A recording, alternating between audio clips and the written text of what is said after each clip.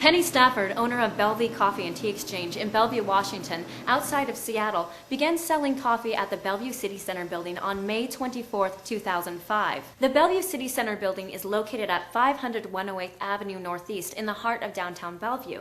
And within weeks of opening her store, Starbucks, which is kitty-corner within the Bellevue high-rise, began handing out coffee and tea samples to Penny's customers. Although there are 4 Starbucks in the area, this Starbucks location is also in the City Center building, located more than 320 feet from those windows, down the length of the entire building and all the way around the corner.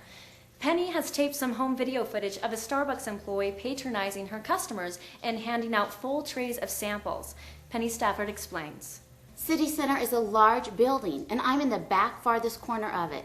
By June 23rd, they were staking out the elevator banks in the building and handing out samples as soon as people stepped out, in addition to regularly returning to my storefront between runs. So I began videotaping their visits, and on July 7th, I documented Starbucks employees bringing samples within a foot of my store 4 times in 1 hour, between 2 p.m. and 3 p.m.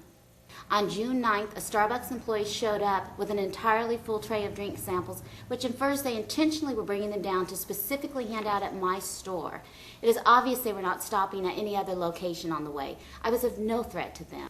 Jonica's Deli co-owner, Annika Stott, who has operated the storefront for 12 years before I moved in, was so furious over these demonstrations. She wrote to local radio and television stations and the Starbucks corporate office complaining about unethical practices without any response. John Stott agrees that Starbucks had never positioned employees in the building elevator, much less in front of the windows before.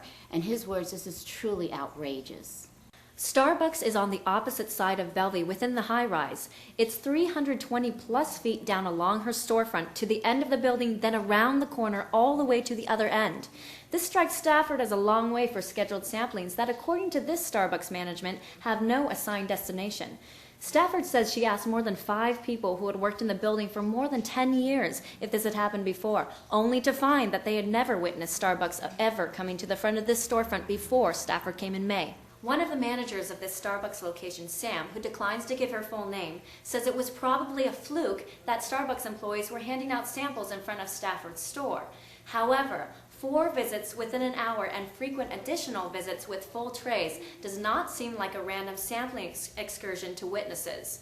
Stafford hopes that her story will gain visibility and awareness within the small business and journalism communities that may have had similar experiences regarding Starbucks ethics.